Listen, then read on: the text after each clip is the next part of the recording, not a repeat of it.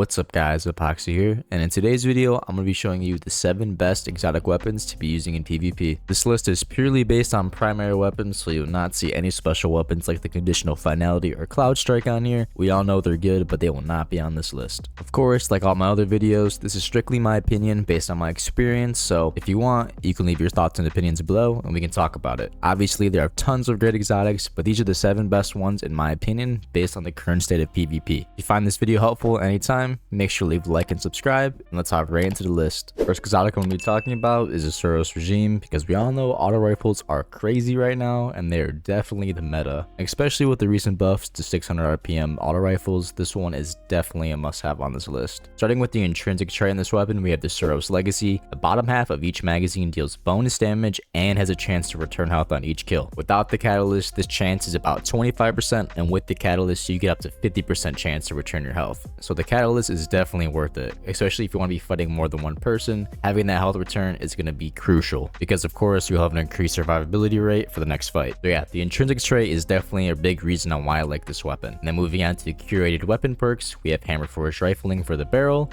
Just gives you some increased range. Then we have the tactical magazine, and then we have an option between 2 different traits. The first one is spinning up. Holding down the trigger increases your rate of fire, and how this works is basically your weapon will start at 600 RPM, and then every 12 bullets it'll increase from 600 to 720, then up to 900. So your weapon will be destroying people. It's definitely a great perk for the Crucible. And then for the second one, we have dual speed receiver. When aiming down sights, weapon rate of fire slows while weapon damage increases. To be more specific, you'll deal an extra 160% damage, but your fire rate will be adjusted down to 360 RPM. So a pretty significant difference. I feel like spinning up is definitely the better option, especially in PvP. But yeah, that's the first weapon on our list, an amazing auto rifle for sure. Next on the list, we have a hand cannon, and it's a classic. We have the Ace of Spades. Everyone loves his hand cannon. It's been good for a long time, and is definitely still viable in PvP. The intrinsic trait on this thing is very good. We have Memento Mori, reloading after a kill, loads magazine with a few extra high damaging bullets,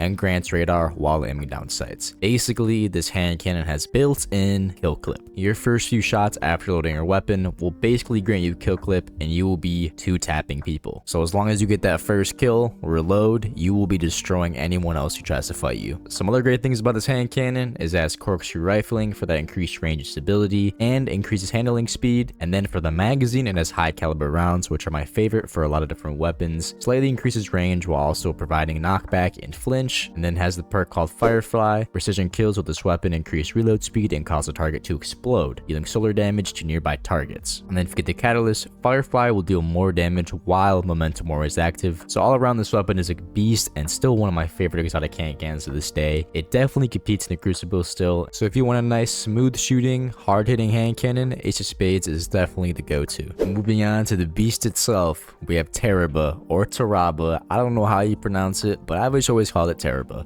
I still believe this is one of the best submachine guns of all time to this day. If you use this thing correctly, it will destroy people. I've had it for a long time, but it's definitely more on the expensive side. You have to buy it from the kiosk, and I know it costs about 240 Spoils of Conquest, which is crazy, but if you save up and you want to buy something, this is definitely what you want to go for. This weapon shoots 720 rounds per minute and just feels amazing to use in PvP. And it also has a crazy intrinsic trait called the Ravenous Beast. This weapon stores power when dealing or receiving damage. So basically, about every 2 or 3 kills, your bar will be fully charged and you can pop it and you will do an insane amount of damage to people. If you pop this in the right situation, the TTK is almost instantly. You will destroy people crazy fast. And then when looking at the trait this exotic has, we have Bottomless Appetite. Dealing continuous damage extends the duration of Ravenous Beast. So basically, the more people you kill, the more people you'll be able to continue killing, which makes this an insane trait. And also has armor piercing rounds, extended barrel, and then a hand laid stocks just to increase the stability. So overall, one of my favorite exotics. I love using this SMG. It is so good. Personally, I feel like the submachine gun is overpowered if used correctly, but that's why I love using it. So you gotta trust me. Get Tarrabah if you have the spoils. Next, we have an exotic pulse rifle known as the Graviton Lance. This weapon was actually buffed this season, so it has been seen a lot more in the Crucible. It's a 300 RPM pulse rifle, and it honestly destroys in the Crucible and has a pretty cool intrinsic trait. It's called Black Hole. The second shot of a burst rips a hole through space and time,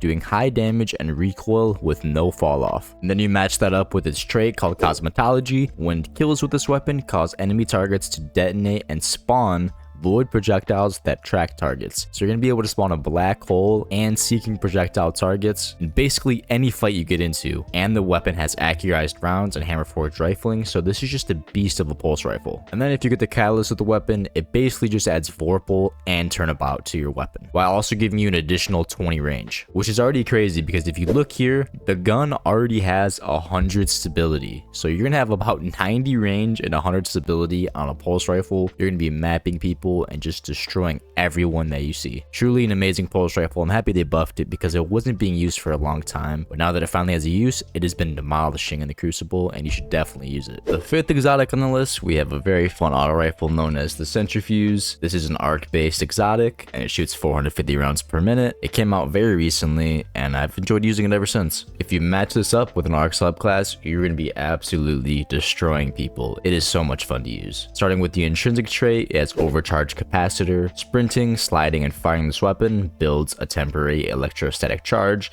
increasing range and reload speed. Auto blows with high charge cause explosions, and maximize charge explosions blind targets. To put it in short terms, whenever you fill up your charge meter and you start killing people, you're gonna have a bunch of explosions causing a decent amount of damage to all enemies around them, leading to doubles and even triple kills. And also a trait on the weapon, we have regenerative motion. Sprinting gradually reloads this weapon, so it's basically like transversive steps for your Centrifuse. And then if you get the catalyst, I would highly recommend doing so.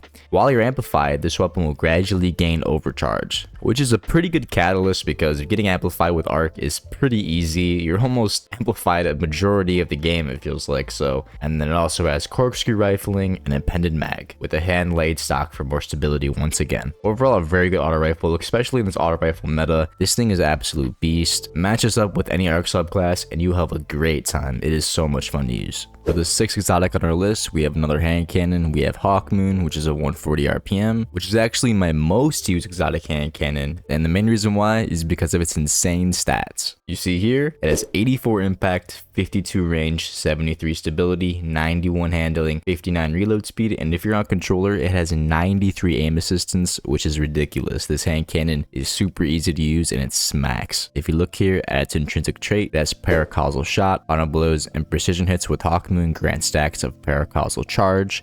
The final round in the magazine will deal bonus damage based on the number of stacks. If you get enough stacks, you can one-hit somebody with the last round of your mag. It is crazy. And then for the trait I would look out for whenever you're buying it from Xur, I would definitely go for opening shot. Rangefinder's okay. Rangefinder kind of got nerfed with hand cannons and everything, so I still think opening shot's the best just because the improved accuracy and range on the opening shot of the attack. And also, the catalyst is pretty good because it increases your magazine size, grants increased handling, reload speed, and weapon rage based on the number of stacks of paracausal charge. So if you have a crazy amount of stacks from kills or just precision hits, all your stats will be insanely buffed. But yeah, the Hawkmoon is just a stat monster and it'll always be one of my favorite hand cannons. And it is definitely worth using, so definitely look out for a good one from Xur if you don't have one already. For the last exotic weapon on this list, I decided to save my favorite one for last. We have the Necrochasm auto rifle, which is from the Crow to Zen raid. As a lot of you know, it is the newest exotic auto rifle in the game. It's a 720 RPM auto rifle that absolutely shreds people in the Crucible, despite having some pretty low range, but having some insane stability to make up for it. When taking a look at its intrinsic trait, precision final blows with this weapon trigger a curse throw explosion. Final blows with curse throw explosions refill the magazine, which of course is nice if your enemies are very grouped up. It'll get everyone pretty low from the explosion.